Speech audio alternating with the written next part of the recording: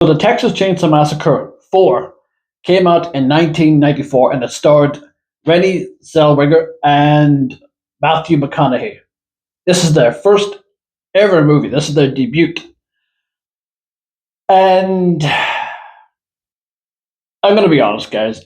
I did not enjoy this movie. I really didn't. This was insufferable. I'm being dead serious. This was just rough. Even struggling to sort of here's how it actually started, right? Whenever it starts off, right, and it's basically about a couple of teenagers and they're dressing up and they're going to a party, right, in Texas. And do you remember that iconic sound in the beginning of the original Texas Chainsaw Massacre? Every time a picture of a corpse came up, it was like every time the flash happened, there was that eerie sound. You know the one. Well, as eerie as that was because of what the pictures, the flashes were, they use it in this movie, but whenever the teenagers are taking pictures together in costume. Why?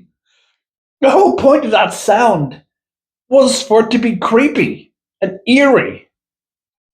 How is it going to be eerie if you're using it for stupid fucking pictures of a bunch of teenagers, like just all posing and shit? How you're taking the effect from that sound out of it?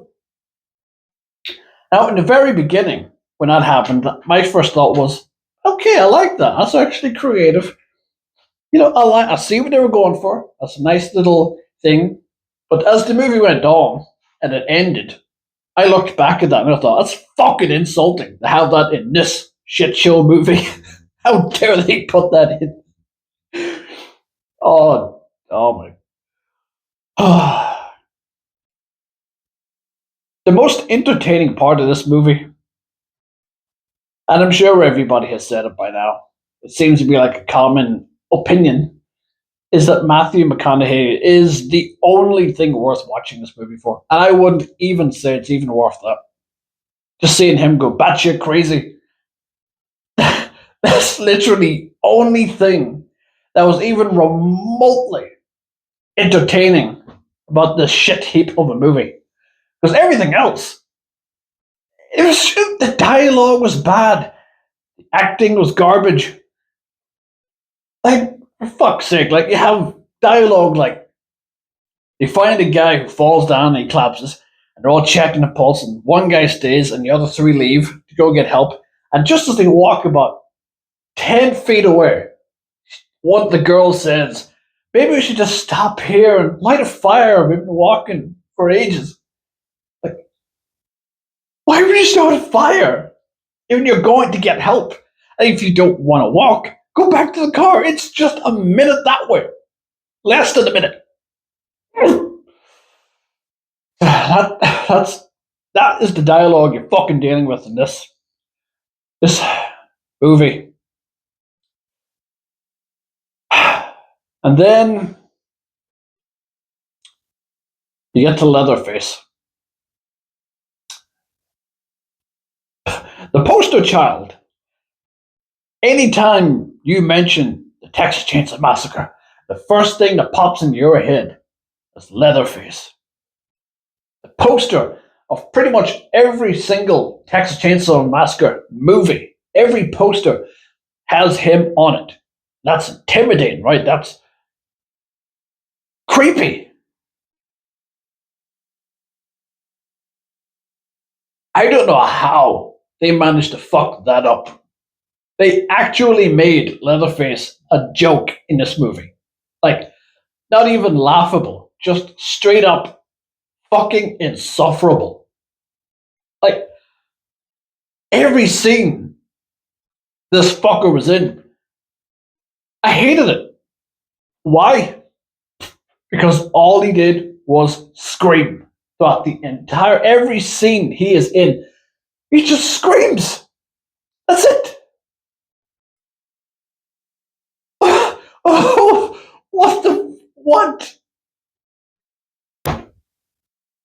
Whenever he was chasing fucking Rennie through the forest with the chainsaw, he screamed the entire time.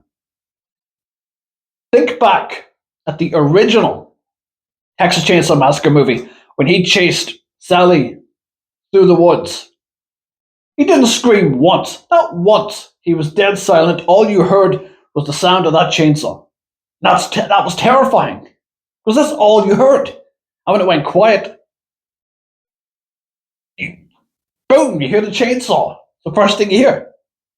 In this, screaming. That's all you hear, and it's not even screaming. It's the most irritating scream that genuinely just it grains on you. I'm pretty sure at one point Rennie said in this scene, like, shut, sit down and shut the fuck up. Like, I think we all wanted it. Whenever she said that, I was like, yes, somebody said it. Yes. I'll punch him in the face real fucking hard. I hate it. I hate it. Everything about this movie, I hate it. They go into this like little like gas station type place, and there's a lady there, and instantly, I mean, I'm going to get into spoilers, but do you really give a fuck? Realistically, do you? No. So you see this lady, and instantly, literally instantly, I knew she was part of the Sawyer family. I knew it instantly. The way she was, the way she looked, the way she spoke. The most predictable fucking reveal I think I've ever seen. Literally. And then when it's shocked and it's revealed, you're like, I was literally disappointed. I would have been more shocked if she wasn't. That's the truth. Oh. I mean, the inconsistencies of this movie, even with Leatherface, they have a scene where he's like, he got a new face on, he's putting lipstick on, and you see these perfect white teeth. Nice fucking set of pearly whites. And then when you look back at the original, his teeth were rotted. There's like, what, fucking 4 teeth in his head. So how do you go from that to pearly whites? What? You see what I mean? It's like they genuinely didn't know what the fuck they were doing. And there was like another member of the Sawyer family in here, and he was just all he fucking did throughout the whole movie was quote famous people. That's literally fucking it.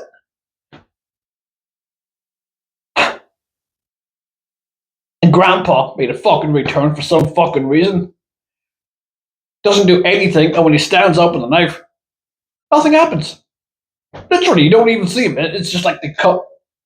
And the fucking worst part of it, right? This was the nail in the coffin for me. This is what solidified this as I think the worst in the franchise.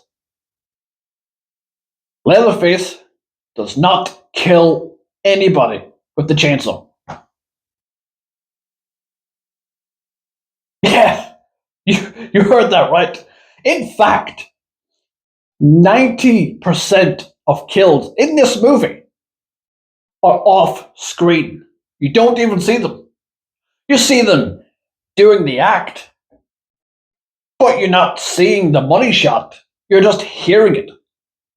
Like the scene where Matthew McConaughey hits the guy with the truck, and the guy's, he's still, at least we think he's still alive. We don't see anything after that. We just see, all we're seeing is in the truck with Matthew McConaughey, and he's reversing and driving forward, reversing. You're not seeing anything other than inside the truck with him driving. You're not seeing the actual thing.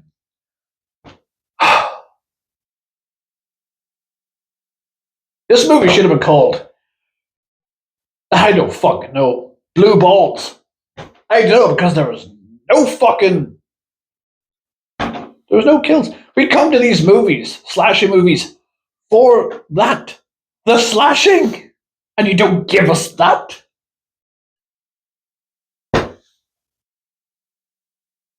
I'm actually genuinely angry right now. Jesus fucking Christ. I'm never gonna watch this again. I can't. I won't. I don't advise anybody here, any of you guys watching, to watch. If you've not seen it and you're curious about it, don't waste your time because there's nothing to be fucking curious about. There's literally nothing. This movie should not exist. It shouldn't. It was a waste of time. And I will give one bit of credit, and it's not to the movie. Fuck the movie. No. It's to Renée. She was a trooper in this movie. The amount of times that she was grabbed by the throat throughout the whole movie, even spat on. So I have to give, she was a trooper in this movie. Fair fucks to you. Good on you. It's just a shame all that effort and all that endurance was for this fucking movie.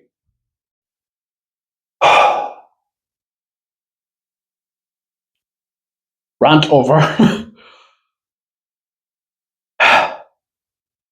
Made it this far. Thank you so much for watching. I wholeheartedly appreciate it, and I appreciate all of you. And as always, don't kill anyone.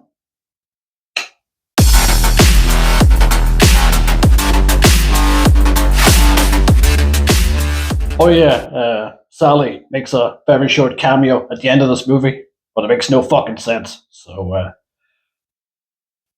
guess it was worth mentioning. I need a fucking drink.